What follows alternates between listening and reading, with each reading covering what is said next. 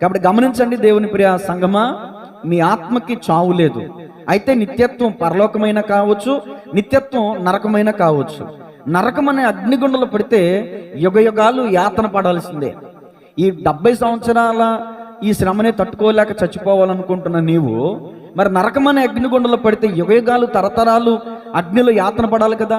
అగ్ని ఆరదు, పురుగు చావదు. ఈ వాక్యం చెప్తుంది కదా, బైబిల్ చెప్తున్న సత్యమే కదా. మన దేశంలో ఉన్న ప్రతి గ్రంథం ఘోషిస్తుంది కదా. తప్పు చేస్తే నరకానికి వెళ్తారు, మంచి చేస్తే పరలోకానికి వెళ్తారని ప్రతి ఒక్కరు బోధించేదే కదా. కాబట్టి ఆత్మహత్య అనేది కూడా పాపము, ఆత్మహత్య అనేది కూడా దోషము, అది నేరము, అది అపరాధము.